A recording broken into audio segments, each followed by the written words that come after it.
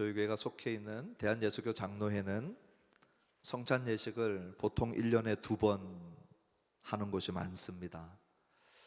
조금 더 많이 하는 곳이 분기에 1번 정도 합니다. 그런데 우리 하늘나무교회는 코로나 전에는 매달 했습니다. 저는 매주 하기를 원했는데 매주까지는 못했지만 그래도 매달 했고, 우리 코로나 3년 동안 거의 하지 못하다가 이제 다시 2달에 1번 우리가 지금 성찬으로 모이고 있습니다. 이 성찬을 할 때 우리 장로교회 개혁주의 전통에 따라서 천주교가 워낙 말씀을 떠나 있었기 때문에 천주교하고 치열하게 싸우면서 말씀을 가장 중요하게 여기면서 이 성찬을 천주교는 미사할 때마다 하는데 우리는 그렇게 하지 못하지만 그래도 우리 하늘나무교회에서는 좀 자주 해야 되겠다, 그런 마음을 갖고 성찬 예식을 이제 2달에 1번씩으로 우리가 회복해 나가고 있는 중입니다. 오늘 이 시간 성찬 예식에 참여하시는 우리 성도님들의 마음이 성찬에 대한 어떤 마음을 가지고 참여하시는지 한번 살펴보면 좋겠어요. 제가 제 자신을 성찬 예배 때 생각해 보니까 그렇게 감격스럽고 감동적이고 또 기대하면서 성찬에 참여해 봤던 경우들은 많지 않았던 것 같아요. 없지는 않았는데 성찬에 대한 특별한 기대가 없고, 또 성찬은 세례받고 신앙생활 한 5년 10년쯤 하면 꽤 익숙한 예식이 되어서 그냥 떡 받고 잠 받고 기도하고 끝나는 그런 예식으로 생각하기 쉽습니다. 오늘 이 시간에 우리가 고린도전서 11장 18절부터 34절의 이 말씀은 성찬에 관련된 말씀인데, 오늘 이 말씀을 통해서 오늘 이 시간뿐만 아니라 우리 평생에 앞으로 성찬에 참여할 때마다 기준이 되는, 오늘 우리 찬양 같이 했던 것처럼 말씀이 기준이 되는, 성찬에 참여할 때 주님이 기대하시고 원하시는 것이 이것이구나 하는 것을 알고 그렇게 성찬에 참여하면 좋겠습니다. 바울이 오늘 고린도 교회의 이 성찬에 대한 얘기를 할 때 저와 여러분들하고 거리가 느껴지는 몇 가지 배경들이 있습니다. 이런 것들을 생각을 못하면 오늘 본문의 말씀이 조금 거리감이 느껴질 수밖에 없어요.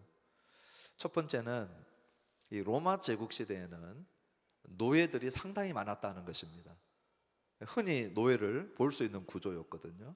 그러니 주인과 노예로 나누어져 있던 사회 구조다 하는 것을 먼저 기억을 하면 좋겠습니다. 그것은 우리 신앙생활에도 영향을 미쳐가지고 교회에 와보면 여기 주인들도 있고 노예들도 있어요. 너무 기분 나빠하지 마십시오. 제가 이쪽 노예라고 해서 이쪽이 주인 해도 되고 이쪽이 노예 해도 되고, 그래서 가정에서나 직장에서는 분명히 주인인데 나는 노예인데 교회에 와보면 노예하고 주인하고 같이 신앙생활을 하는 그런 구조가 되어 있었습니다. 그래서 고린도서를 읽어보시면 이런 부분에 대해서 바울이 또 어떻게 생활해야 될지 말씀해주고 있죠.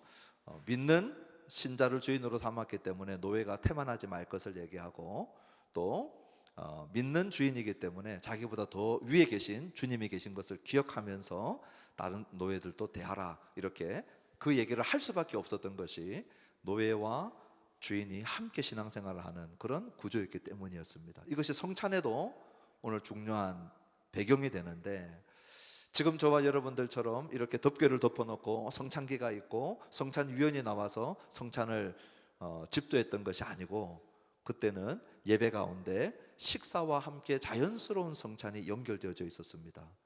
그래서 우리 식사할 때 한번 생각을 해보시면 VIP들, 주인들 또는 특권층에 있는 사람들은 자기들끼리 모이고, 그리고 이 사람들은 바깥 일을 안 하고 노동을 하지 않고 땀 흘리는 일을 하지 않기 때문에 늘 먹을 수 있는 준비가 되어 있었습니다.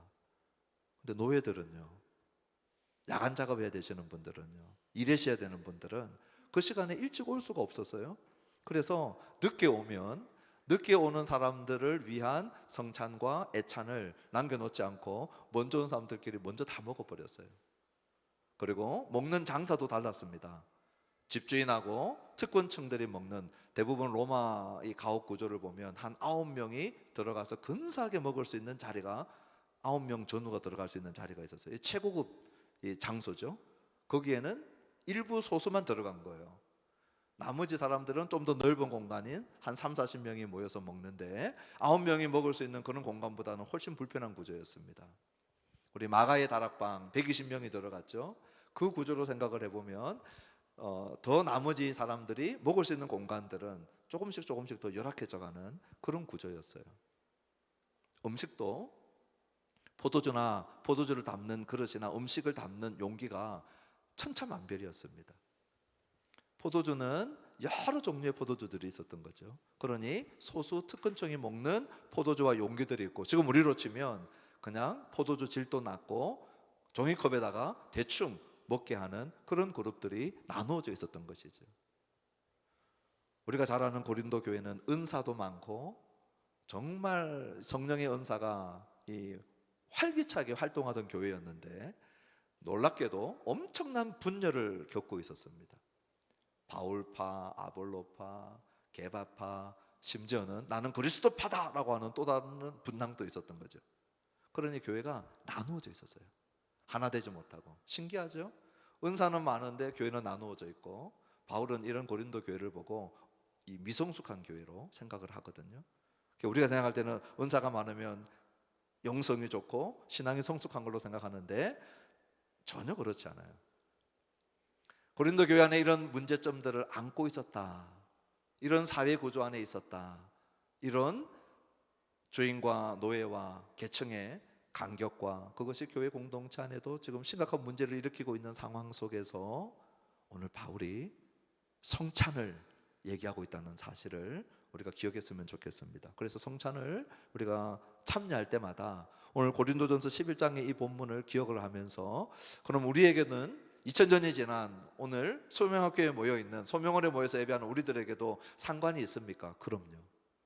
우리가 교회로 모이는 이상 이 성찬을 행할 때마다 고린도 교회가 성찬을 행할 때 주셨던 메시지는 오늘 우리에게도 동일하게 하고 싶은 메시지가 있는데, 그것이 무엇인가 우리가 함께 살펴보기를 원합니다. 먼저 18절과 19절을 보면 오늘 바울이 문제가 있다 이 얘기를 하고 싶었던 것이죠. 우리 18절 같이 읽어봅시다.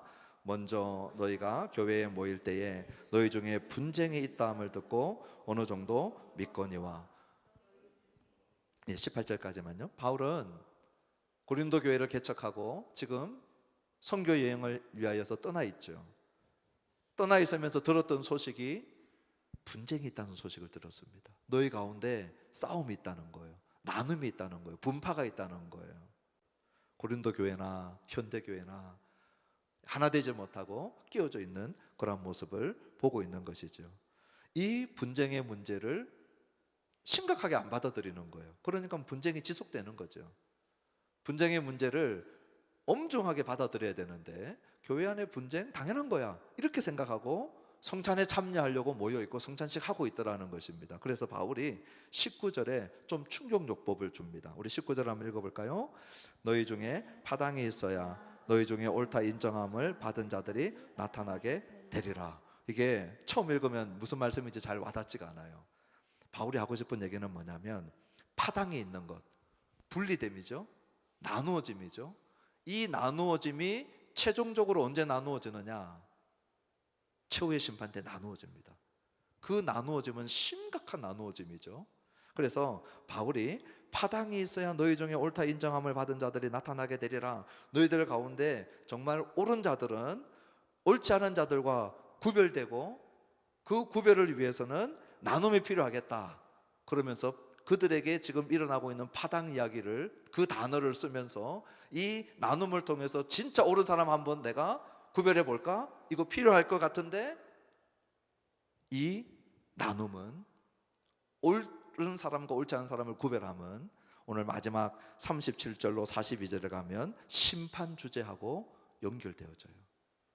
우리 27절부터 32절 볼 때 제가 다시 언급을 할 텐데요, 그때 쫙 나누어져서 심판의 대상과 또 심판받지 않는 자들이 나누어지는 엄중한 상황이라는 거예요.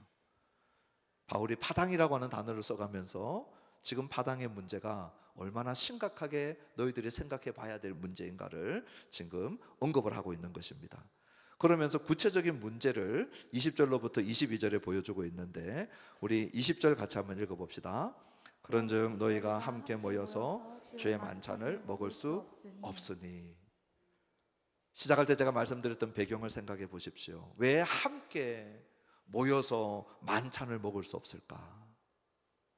지금 설교가 끝나면 우리 바로 이 만찬에, 성찬에 동참할 거거든요. 우리는 어떻게 합니까? 우리는 함께 모여 있어요. 그리고 저희 교회는 떡은 개별적으로 드십니다. 그런데 잔은 기다리게 합니다. 제가 개척한 이후부터 잔은 항상 기다려달라 그랬어요. 오늘 이 본문 때문에 그렇거든요. 왜냐? 함께 먹는 게 중요한데 성찬은 주인들은 특권층에서는 먼저 와가지고 먼저 먹어버렸어요.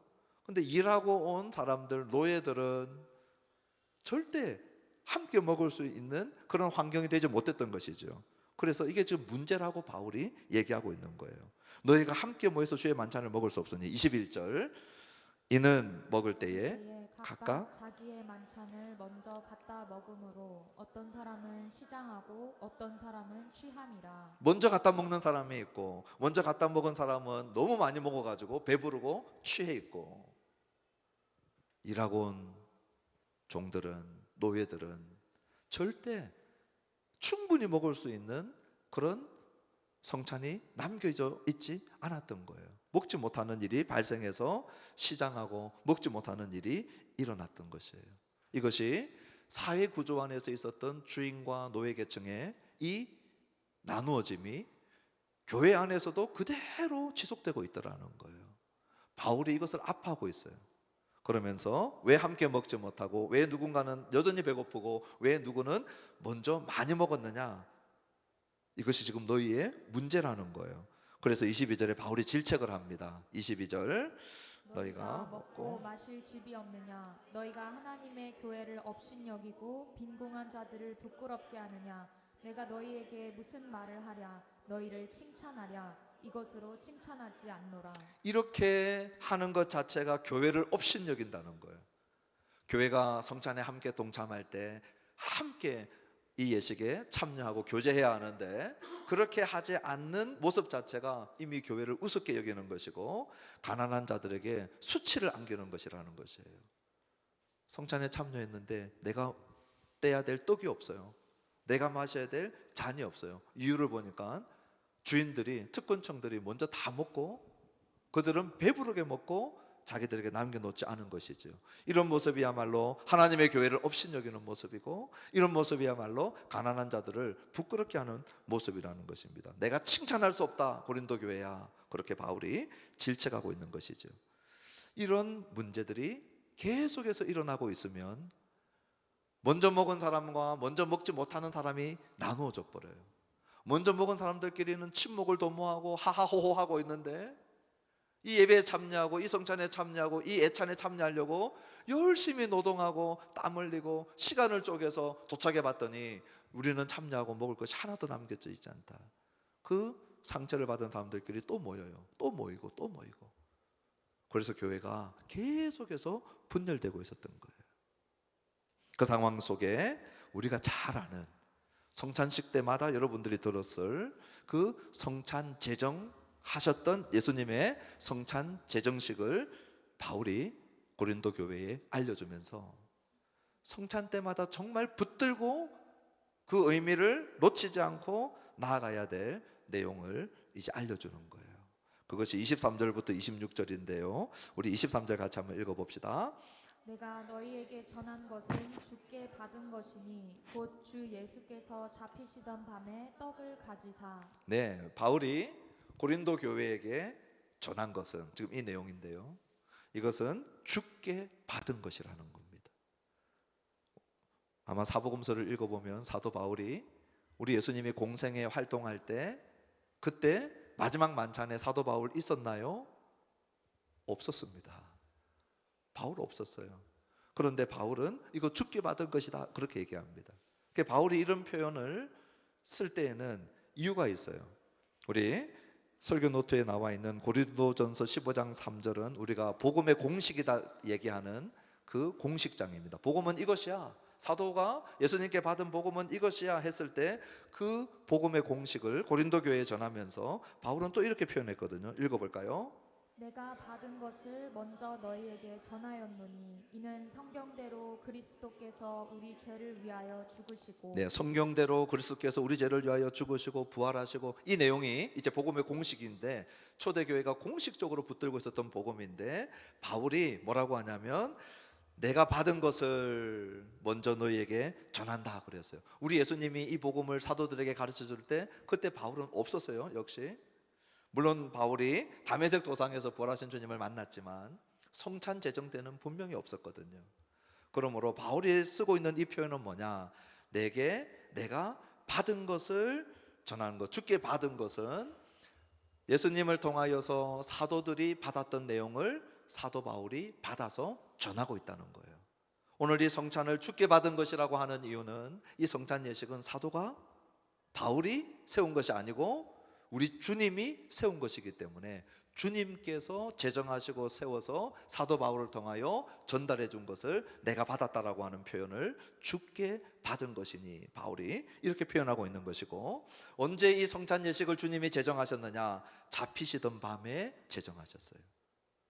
그 명절이 무슨 명절이냐면 유월절입니다.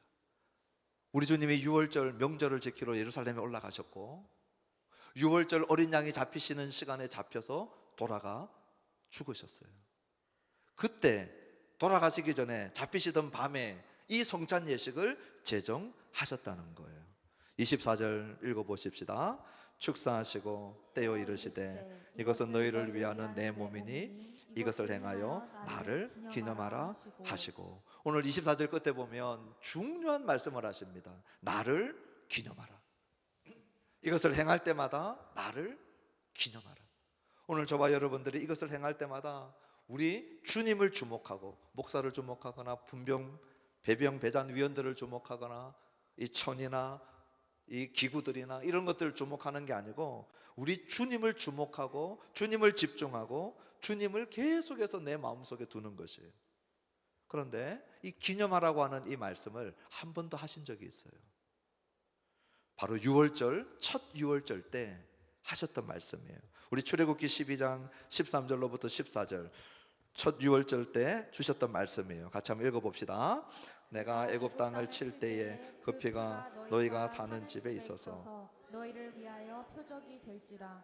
내가 피를 볼 때에 너희를 넘어가리니 재앙이 너희에게 내려 멸하지 아니하리라. 너희는 이날을 기념하여 여호와의 절기를 삼아 영원한 규례로 대대로 지킬지니라. 바로로부터 애굽으로부터 노예 생활을 하던, 정말 탄식하면서 날마다 부르짖었죠. 너무 고된 노예 생활 때문에. 그 애굽에서 노예 생활로부터 여호와 하나님께서 이스라엘을 건져내셨던 그 출애굽의 사건 때 10번째 재앙이 이 유월절 어린 양의 피가 발려져 있는 집안에 장자와 초태생은 죽지 않고 나머지는 죽음의 천사가 들어가서 그 초태생들을 다 죽여버렸거든요. 그때 이 날을 기념하여 영원한 규례로 대대로 지켜라 그랬어요. 이 날을 계속 기념하라는 거예요.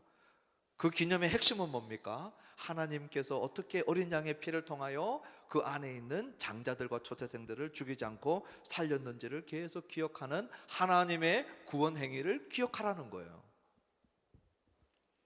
그 동일한 단어를 누가복음 22장 19절에 우리 예수님이 이 유월절 날, 유월절 어린 양이 죽는 시간, 그 잡히시기 전에 이 성찬 예식을 제정하시면서 우리 예수님도 누가복음 22장 19절에 말씀하십니다. 읽어볼까요? 또 떡을 가져 감사기도 하시고 떼어 그들에게 주시며 이르시되 이것은 너희를 위하여 주는 내 몸이라. 너희가 이를 행하여 나를 기념하라 하시고, 또 다시 우리 주님이 말씀하시는데 나를 기념하라, 기념하라는 얘기를 하고 계십니다. 유월절입니다. 유대인들에게는 너무나도 익숙한 1500년 동안 지켜오던 유월절 예식입니다. 모세로부터 지금 우리 예수님까지 1500년 동안 유월절을 지켜오면서 이 떡은 하면 따라 나오는 게 뭘까요? 무교병이니. 유월절 날 무교병 먹었으니까. 이 잔은 하면 따라 나오는 게 1500년 동안 반복했어요. 포도주입니다. 포도주.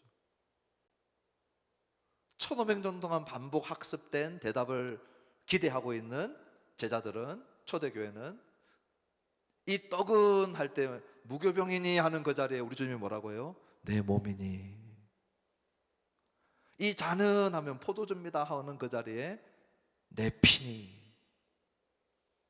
먹어야 될 어린 양은 안 보이고 짐승 한 마리 없는 그곳에 우리 주님이 자기 자신이 그곳에 계신 것이죠. 그러므로 이제 1500년 전에 유월절 구원은 유월절 희생 어린 양의 죽음을 통하여 그 피를 통하여 구원받았다면, 이제는 우리 예수님의 깨뜨려진 몸과 흘리신 그 피를 가지고 이 피가 내 죄 사함을 위한 피라고 하는 사실을 믿는 자에게 이 구원을 주겠다는 사실을 기념하라는 거예요. 기억하라는 거예요. 잊지 말라는 거예요. 제가 볼 때 오늘 저와 여러분들의 위험한 요소는 다른 데 있다고 생각해요. 성찬에 참여할 때마다 죄사함을 위하여 흘리신 예수님의 보혈과 깨뜨려 주신 몸에 대한 이야기를 우리는 너무 많이 들었어요. 너무 익숙해요. 당연해요, 심지어는. 그래서 새로운 게 하나도 없는 거죠. 제가 어제 한 30분 가까이 저희 교회 성도님이 아닌 다른 성도님이 저에게 전화가 와서 성경에 대한 질문을 했어요. 핵심은 뭐냐면 지금 구약 성경을 열심히 읽고 있다는 거예요. 그래서 제가 격려했어요. 너무 잘하고 계십니다. 아마 레위기와 신명기를 읽고 있는 것 같아요. 축복과 저주를 읽으면서 목사님, 하라고 하는 거 이거 다 하면 여기 약속된 복 다 받나요? 그래서 제가 계속 해보세요 그랬어요. 궁금한 건요, 신약에 와서도 이 복이 그대로 유지되나요? 하라고 한 거 다 지키면 신약에서도 이 복 다 받나요? 그게 궁금해요. 그래요.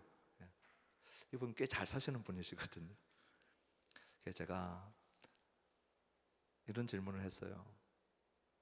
우리 신약에 저와 우리 성도님이, 저에게 전화 주신 성도님이 살고 있는, 믿고 있는 우리 신자들은 우리 예수님이 유업으로 받을 모든 유업을 같이 상속받는 자입니다.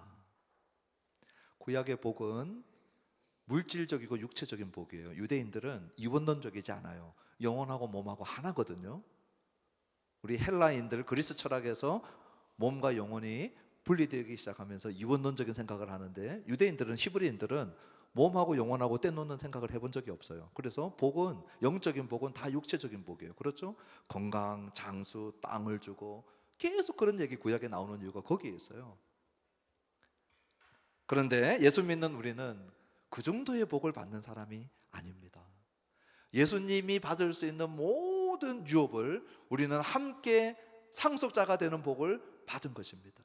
예수님 안에서 신자들은 최고의 복을 받았는데 그 2차, 3차, 4차적인 복들에 대해서는 우리가 관대하게 생각해도 됩니다. 근데 처음에는 잘 못 알아듣더라고요. 그래서 제가 이제 계속 풀어서 설명을 했어요.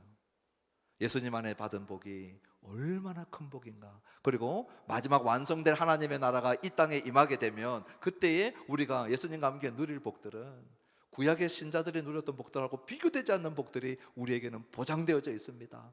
그러면서 쭉 설명을 했더니 이제 알았습니다. 복음이 제일 큰 복이네요. 그리고 끊었어요.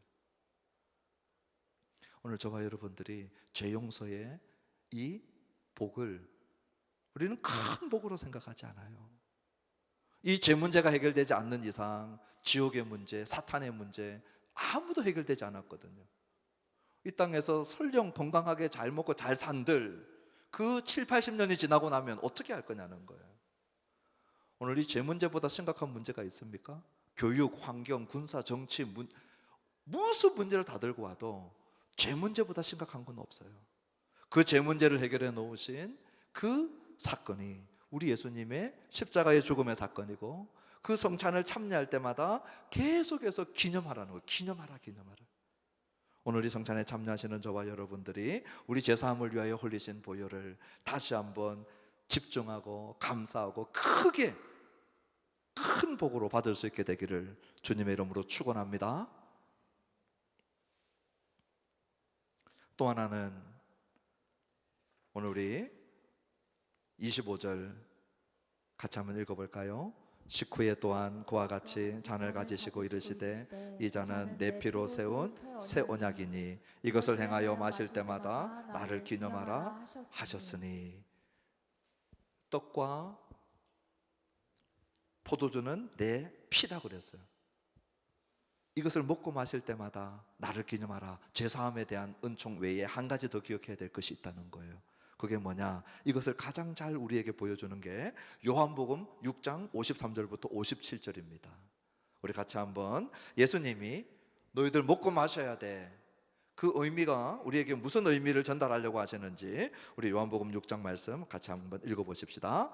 예수께서 이르시되 내가 진실로 진실로 너희에게 이르노니 인자의 살을 먹지 아니하고 인자의 피를 마시지 아니하면 너희 속에 생명이 없느니라. 내 살을 먹고 내 피를 마시는 자는 영생을 가졌고 마지막 날에 내가 그를 다시 살리리니 내 살은 참된 양식이요 내 피는 참된 음료로다. 내 살을 먹고 내 피를 마시는 자는 내 안에 거하고 나도 그의 안에 거하나니 살아계신 아버지께서 나를 보내심에 내가 아버지로 말미암아 사는 것 같이 나를 먹는 그 사람도 나로 말미암아 살리라. 이 성찬에 임할 때마다 예수님 나의 죄를 위해서 죽으셨어요, 아는 것, 인지, 거기에 머물지 말라는 거예요. 예수님께서 나의 죄를 위하여 대신 피 흘리셨어요, 네 이거 믿어요, 신앙합니다, 그 믿음에 머물지 말라는 거예요. 오늘 요한복음 6장 53절로 57절의 말씀은 우리에게 뭐라고 하냐면 내가 네 안에 사는 것, 이것을 기억하라는 거예요. 네 안에 실제가 되는 것, 이것을 기억하라는 거예요. 우리가 먹었던 떡이 우리 입안으로, 우리 식도를 통하여 위장으로 내려가서 우리 온몸에 영양분이 되고 힘이 되고 실제가 되어지듯이 우리가 마셨던 포도주가 내 몸 안에 들어오는 것을 부인하는 자가 아무도 없다면 오늘 성찬에 임할 때마다 내가 네 안에 사는 것에 대하여서 의심하지 않고 기억하고 실제가 되게 하는 것을 기억하라는 거예요. 오늘 저는 우리 성찬에 참여하시는 분들이 떡을 먹고 포도주를 마시면서 오늘 주님이 영으로 실제로 내 안에 지금 들어와 사심에 대해서 다시 한번 자각하고 주님이 내 안에 사심을 의식하고 그 주님이 내 안에 사신다면 우리 밥 한 톨 먹어도 단백질이 에너지와 탄수화물이 힘을 가져오거든요.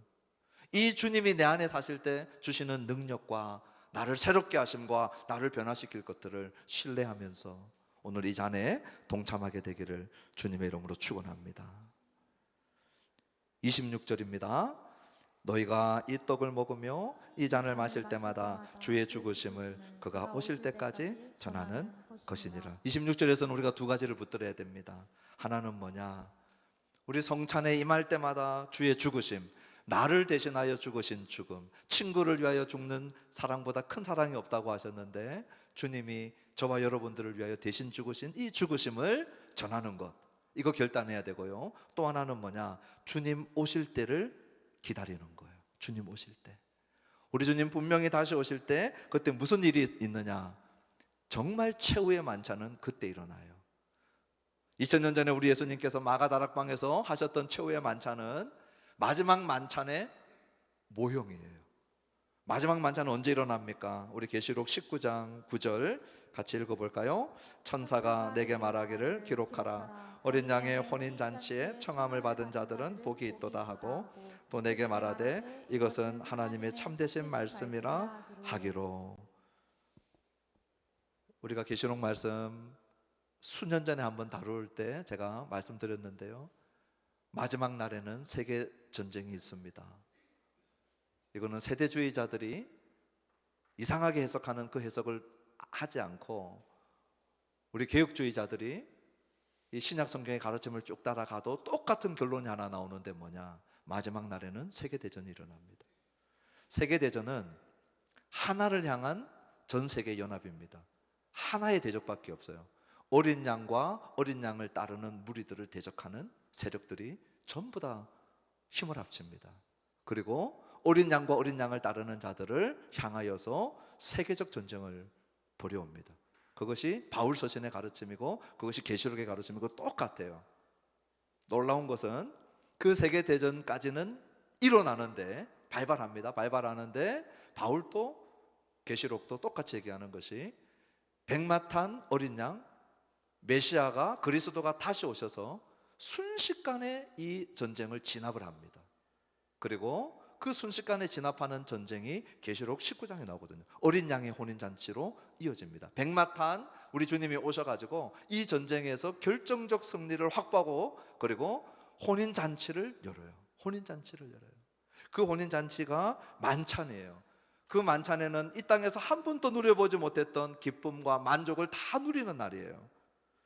그것이 계시록 21장 3절로 4절에 이런 것들을 누린다는 것이죠. 우리 같이 한번 읽어볼까요? 내가 들으니 보좌에서 큰 음성이 나서 이르되 보라 하나님의 장막이 사람들과 함께 있으매 하나님이 그들과 함께 계시리니 그들은 하나님의 백성이 되고 하나님은 친히 그들과 함께 계셔서 모든 눈물을 그 눈에서 닦아주시니 다시는 사망이 없고 애통하는 것이나 곡하는 것이나 아픈 것이 다시 있지 아니하리니 처음 것들이 다 지나갔음이라. 다시는 사망이 없고 눈물이 없고 애통이 없고 곡하는 것이 없고 아픈 것이 없는 최고의 만족, 최고의 기쁨, 모든 것이 충만한 상태. 어린 양의 혼인잔치를 통하여 우리가 경험할 이 만찬이 남아있어요. 그래서 오늘 이 성찬에 참여할 때마다 우리는 2000년 전에 우리 주님이 세우신 내 제사함을 위하여 흘리신 그 주님의 죽으심을 기억할 뿐만 아니라 얼마가 될지는 모르지만 저는 소망하기는 제가 살아있을 때나 우리 이레비 예리 살아있었을 때 오시면 좋겠다. 그 주님이 오실 때 있을 그 만찬을 우리가 기억하는 거예요. 동시에 기억하는 거예요. 오늘 이 성찬에 참여하시면서 2000년 뒤를 돌아보시면서 제사함을 위하여 깨뜨려 주신 몸과 피 기억하고 오늘 이 성찬에 참여하시면서 우리 주님 다시 오실 때 베풀어 주실 최고의 만찬 기억하면서 참여하면 좋겠어요. 이제 27절부터 29절은 고린도 교회 안에 있는 이 성찬 때문에 생기는 문제를 언급을 합니다. 우리 27절 읽어볼까요? 그러므로 누구든지 주의 떡이나 잔을 합당하지 않게 먹고 마시는 자는 주의 몸과 피에 대하여 죄를 짓는 것이니라. 지금 고린도 교회 안의 문제를 뭐라고 얘기하고 있냐면 합당하지 않게 먹고 마신다, 그렇게 얘기하고 있는 거예요. 이 합당하지 않게 먹고 마시는 것은 주의 몸과 피에 대하여 죄를 짓는 것이다 얘기합니다. 우리가 흔히 28절처럼 우리 28절까지 읽어봅시다. 사람이 자기를 살피고 그 후에야 이 떡을 먹고 이 잔을 마실지니. 그러므로 합당하게 이 성찬에 참여하는 방법은 뭐냐? 자기를 살펴야 된다. 많이 들어보셨을 거예요. 자기의 한 주간의 삶을 돌아보고 나의 경건 생활을 돌아보고 잘못한 것이 있을 때 주님 앞에 용서해 주십시오 하고 참여하는 것, 이것도 우리가 바른 가르침이에요. 그런데 고린도전서 오늘 본문은 이것보다 한 가지 더를 얘기합니다. 오늘 자기를 살펴야 되는 이유가 뭐냐? 합당하지 않는 이유가 뭐냐? 그것은 교회 안에 파당의 문제, 분쟁의 문제를 얘기하고 있어요. 내가 내 형제와 깨어진 관계 속에 있으면서 성찬에 참여하는 것은 합당하지 않게 참여하는 것이고, 그렇게 되어졌을 때는 주님의 몸에 죄를 짓는 것이라는 거예요. 그러므로 심각한 죄가 된다는 겁니다.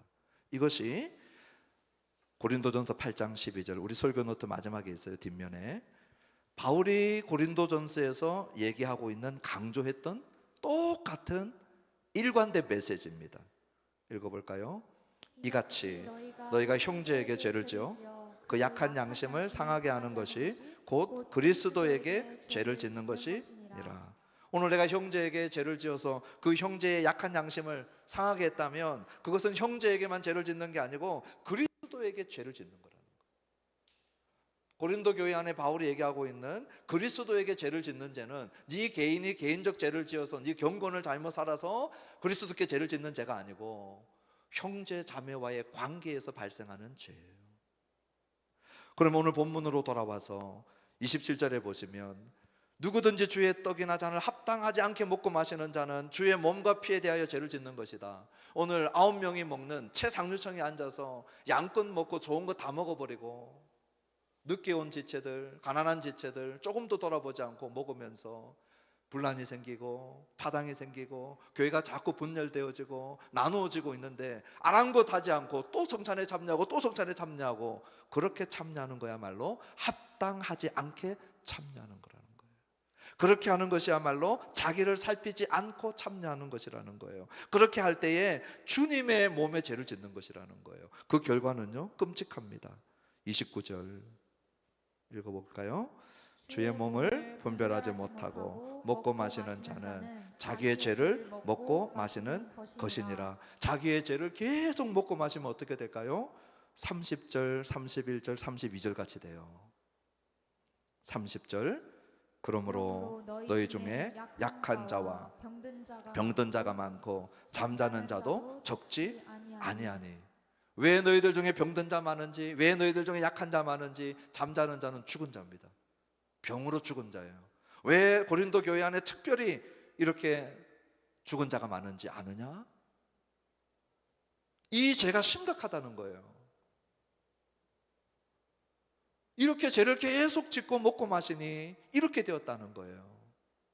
그래서 바울이 엄중하다는 거예요. 지금 이 문제는 31절 우리가 우리를 살폈으면 판단을 받지 아니하려니와 32절 우리가 판단을 받는 것은 주께 징계를 받는 것이니 이는 우리로 세상과 함께 정죄함을 받지 않게 하려 하심이라. 우리 자신을 잘 살펴보고 돌아봤으면 이런 자리에 들지 않았을 텐데 오늘 이런 자리에 들어서 하나님께서 우리에게 징계하는 것은 최종적인 심판을 불신자와 함께 당하지 않게 하려고 하신 것이라는 거예요. 병을 통해서도 깨닫게 하고 싶다는 거예요. 오늘 이 징계의 목적은 최종적 심판에 다다르지 않도록 하기 위함이지만 우리들 가운데 왜 이렇게 약한 자가 많고 병든 자가 많고 그러한 질병으로 죽는 자까지 발생했느냐? 성찬의 문제에 합당하지 않게 자기를 살피지 않고 참여했기 때문이라는 거예요. 그럼 어떻게 해야 됩니까? 어떻게 해야 합당하게 참여할 수 있습니까? 바울이 알려줍니다. 34절, 33절과 34절이 오늘 바울이 제안하는 이렇게 해야 된다는 거예요. 우리 33절, 34절 같이 읽어봅시다. 그런즉 내 형제들아 먹으러 모일 때에 서로 기다리라. 만일 누구든지 시장하거든 집에서 먹을지니 이는 너희의 모임이 판단받는 모임이 되지 않게 하려 함이라. 그 밖의 일들은 내가 언제든지 갈 때에 바로 잡으리라. 어떻게 해야 되느냐? 33절 서로 기다리라. 우리 교회에서 신앙생활 하신 분들은 알지만 떡은 우리는 자발적으로 우리 배병 배잔위원들에 가면 떡은 먼저 드십니다. 그런데 잔은 제가 기다려 주십시오 그럽니다. 기다렸다가 우리 마지막에 함께 먹습니다. 지금 우리가 비록 다 앉아 있지만 여기 주인도 없고 노예도 없지만 여기 지금 일하고 늦게 동참하는 우리 형제 자매도 없지만 그러나 오늘 이 본문의 말씀 때문에 저는 우리 교회 개척하면서 시작할 때부터 잔은 항상 기다려서 먹게 했어요. 우리 안에서 형제 자매를 기다리는 이 정신을 우리가 기억하는 것이고요.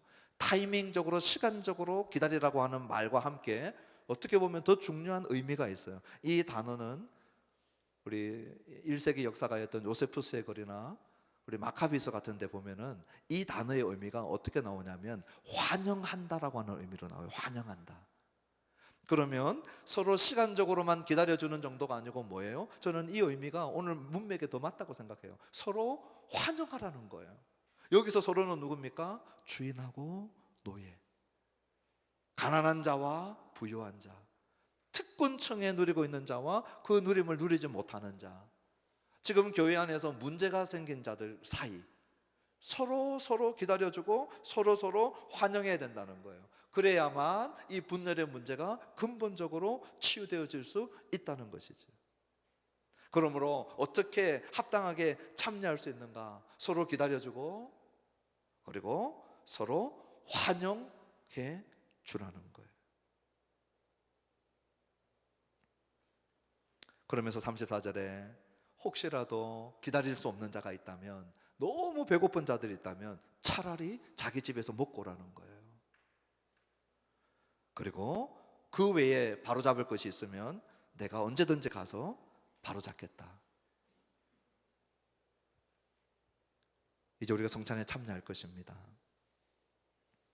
오늘 이 말씀을 기억하면서 우리가 성찬에 참여하기를 원하는데, 오늘 이 말씀을 듣고 나면 목사님, 나는 성찬에 못 참여할 것 같습니다. 나 괜히 참여했다가 죄를 먹고 마시는 자가 되고 난 또 병 들고 죽으면 어떡합니까? 무섭습니다.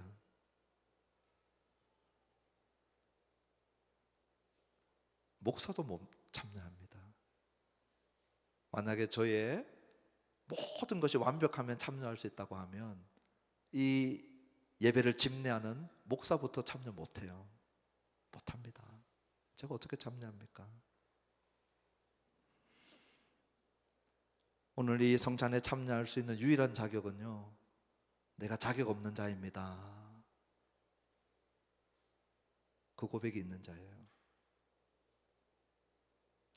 주님, 저는 회개할 게 많습니다. 이 고백이 있는 자입니다. 오늘 특별히 내 자신을 돌아볼 때, 오늘 개인의 경건뿐만 아니라 오늘 공동체 안에서의 하나됨에 걸림돌이 되어졌거나 걸림돌이 있는 자는 접니다. 주님 용서해 주세요. 주님 용서해 주세요.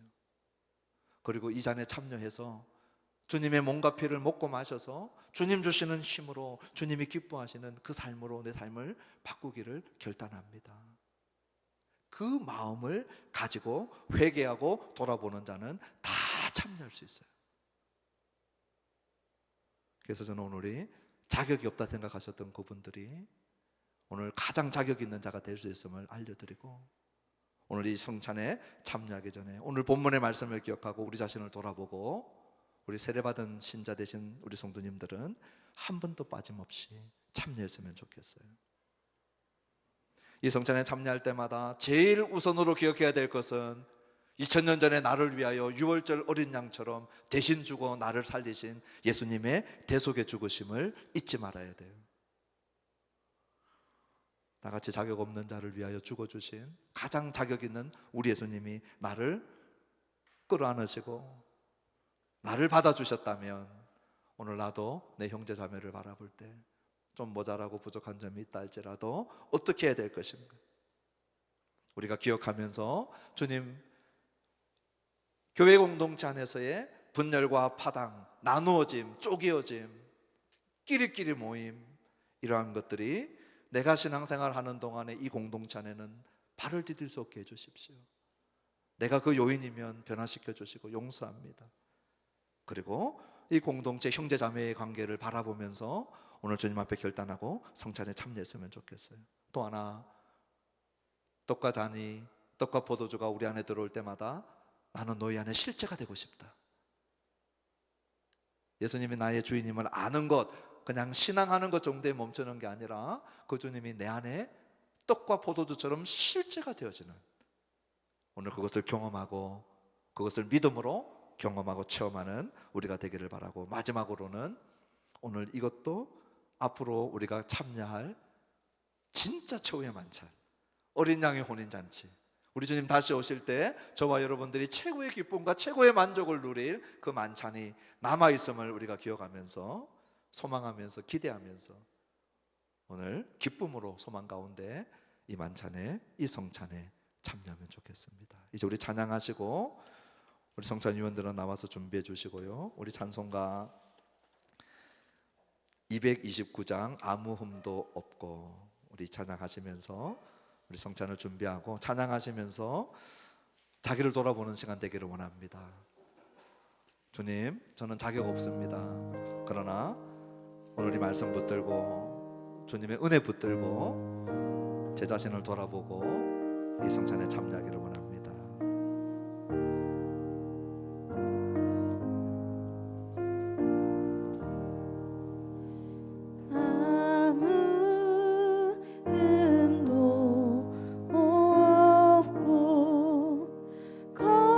찬양하셔도 되고요, 우리 자신을 돌아보시면서 기도하셔도 됩니다.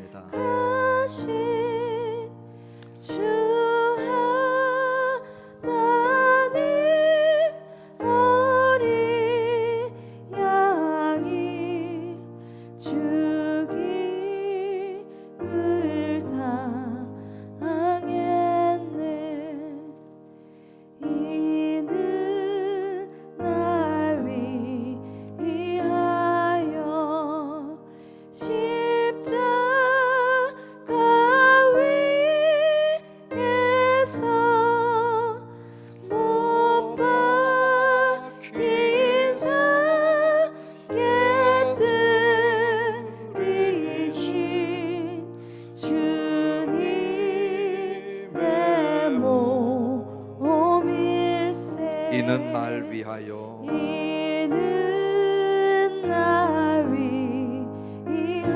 형벌을 받으사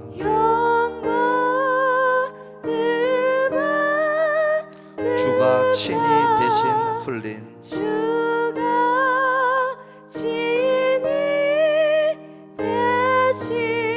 주의 보혈일세.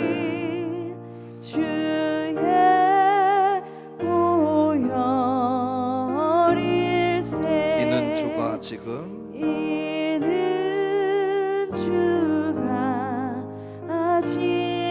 나에게 주시는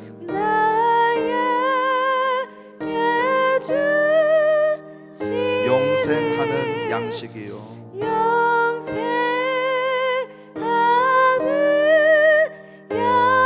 마시는 잔일세.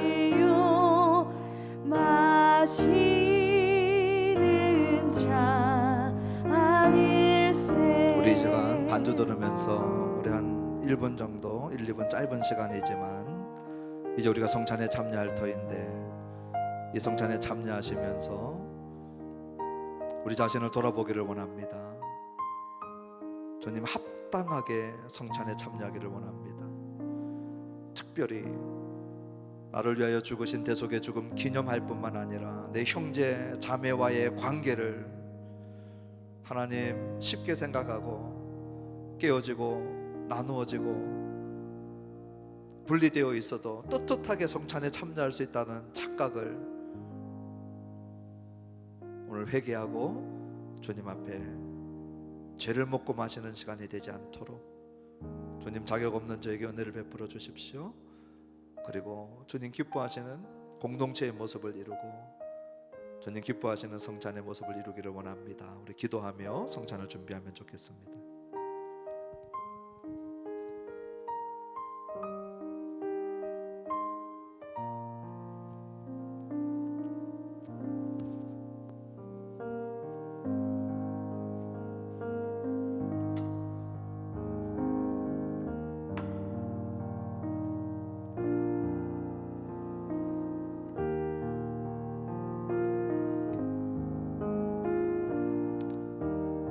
성찬 예식 진행을 합니다.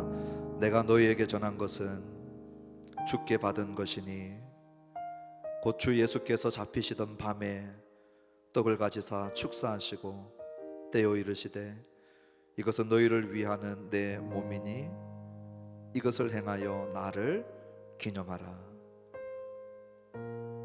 주님, 이 시간 자격 없는 저희들이지만 우리를 위하여 죽으신 주님의 공로 의지하고 특별히 우리 형제 자매와의 관계를 대수롭지 않게 여기고 원래 교회는 깨어지고 분란이 있고 나누어져 있는 것을 너무 많이 봤기 때문에 아무렇지도 않게 성찬에 참여하여 나도 모르게 죄를 먹고 마시고 합당하지 않게 성찬에 참여했던 일들을 회개합니다. 멈추기를 원합니다.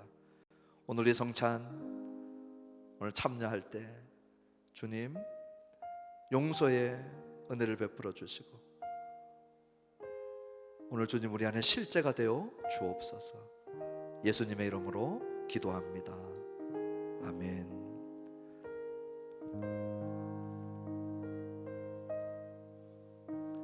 우리 세례 받으신 성도님들은 기도하시고 우리 한 분도 빠짐없이 믿음으로 동참하면 좋겠습니다. 우리 주신 말씀을 기억하시면서 주님 앞에 믿음으로 우리 동참하시고 나를 위하여 2000년 전에 십자가에서 찢어주셨던 그 예수님의 몸,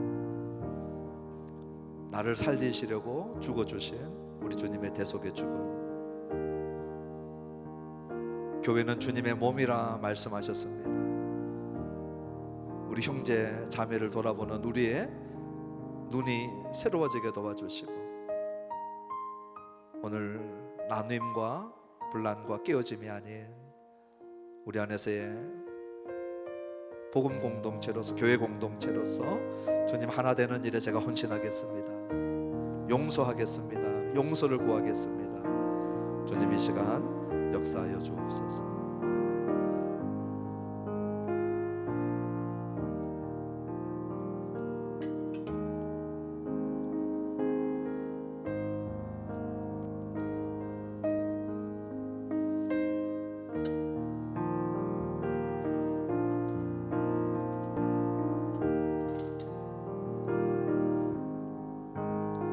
혹시 세례받은 성도님들 중에 떡에 참여하지 못한 분 계십니까? 네, 이어서 우리 잔에 참여하도록 하겠습니다. 식후에 또한 그와 같이 잔을 가지시고 이르시되 이 잔은 내 피로 세운 새 언약이니 이것을 행하여 마실 때마다 나를 기념하라 하셨으니 너희가 이 떡을 먹으며 이 잔을 마실 때마다 주의 죽으심을 그가 오실 때까지 전하는 것이니라. 주님 이제 이 잔을 함께 기다렸다가 마실 때 너희는 서로 기다리라 하셨던 그 말씀을 저희들 가슴 깊이 새기고 너희는 서로 환영하라. 오늘 우리 안에 서로가 서로를 바라볼 때마다 주님 말씀하셨던 거 기억하면서 오늘 환영의 손을 내밀고 환영의 마음으로 서로를 환영하는 공동체가 되게 하여 주십시오. 주님 다시 오실 날을 소망하면서 참여하게 해주십시오. 그 완전한 만찬을 기대합니다. 예수님의 이름으로 기도합니다. 아멘. 우리 떡에 참여하셨던 분들은 한 분도 빠짐없이 잔에 참여해 주십시오.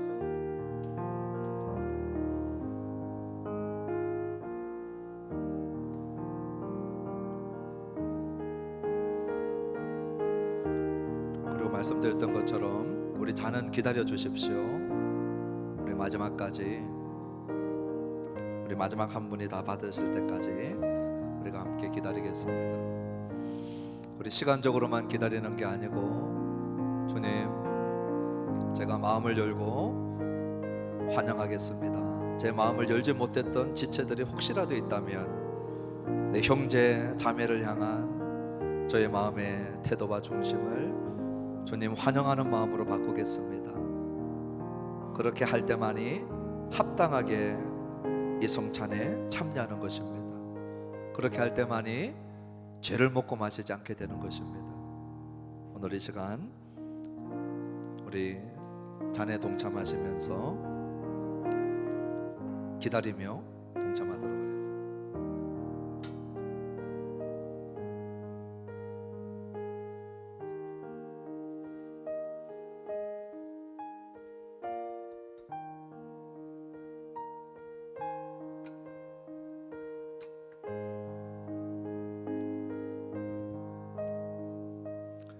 혹시 우리 잔을 못 받으신 분 계십니까? 아무도 없으시죠? 네, 우리 함께 이제 다 같이 잔에 동참하도록 하십니다.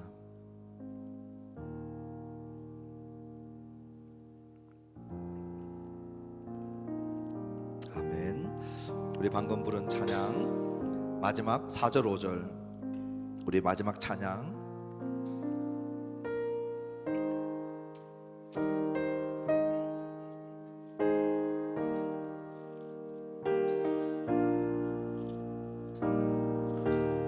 229장 5절과 6절입니다. 심히 사모하는 심히 사모하는 떠나셨던 주님, 떠나셨던 주님, 속히 세상 다시 올 때 속히 세상 다시 올 반가이 뵙겠네, 반가이 뵙겠네. 우리 그때까지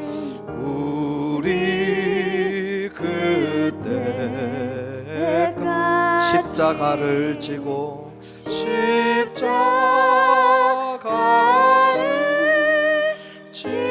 주의 자비함과 주의 자비함과를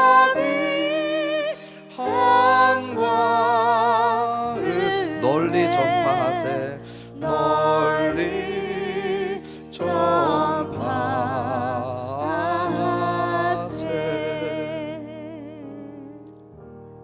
주님 감사합니다. 이 귀한 성찬 예식에 우리 하늘나무교회 성도님들 동참시켜 주시고, 오늘 이 예식을 통하여서 고린도전서의 말씀을 통하여서 주님 고린도 교회뿐만 아니라 지금 여기 모인 우리들에게도 하고 싶은 말씀 전해 주시니 감사합니다. 형식적으로 습관적으로 자기를 돌아보지 않고 합당하지 않은 상태로 더 이상 참여하지 않도록 오늘 이 말씀을 붙들고 성령의 도우심을 구할 때 주님 우리를 새롭게 하여 주시옵소서. 2000년 전에 주님이 내 죄를 위하여 대신 죽으심을 꿈에라도 잊지 않는 저희들 되게 하여 주옵소서. 죄 용서받은 자의 기쁨과 유쾌함을 아버지 하나님 회복하며 누리는 저희들 되게 복을 주옵소서. 기도합니다. 예수님이 나의 구주인 걸 알고 믿는 단계가 오늘 떡과 포도주가 내 몸 안에 하나가 되어지는 것과 같이 오늘 이 성찬 예식을 통하여 특별하신 우리 주님의 임재가 있는 이 시간 되게 하여 주옵소서. 주님 내 안에 사심을 체험하며 경험하며 동행하며 누리는 복락을 허락하여 주옵소서. 우리 형제자매를 새롭게 보기 시작하게 도와주시고, 우리 형제자매와 분란과 나눔이 있는 자리들이 있다 할지라도 오늘 이 예식에 참여하며 용서를 구하고 우리가 친정한 하나됨을 향하여 나아가도록 하나님 우리 공동체 위에 은혜를 부어 주옵소서. 다시 오실 주님을 소망할 수 있게 해주신 거 감사합니다. 우리에게 최후의 만찬이 남아 있습니다. 주님 그날의 기쁨, 그날의 풍성함, 완전함을 주님 우리가 남겨둔 채로 기대하며 소망하며 걸어갑니다. 오늘 성찬에 임할 때마다 그 만찬, 최후의 만찬, 다시 오실 주님과 함께할 그 만찬 늘 기대하게 도와 주옵소서. 이제는 우리를 살리시려고 십자가에 대신 못 박혀 돌아가신 우리 주 예수 그리스도의 놀라우신 은혜와 우리를 구원하시려고 독생자를 아낌없이 보내어 주신 아버지 하나님의 측량할 수 없는 사랑하심과 성령 하나님의 내조하시고 치료하시고 회복시키시고 역사하시며 교통하심이 오늘 다시 한번 성찬의 의미를 주신 말씀대로 붙들고 주님 오실 때까지 살아가기를 다짐하는 여기 모인 당신의 자녀들 머리 위에와 그 권속들 위에 이제로부터 영원토록 함께 계실지어다.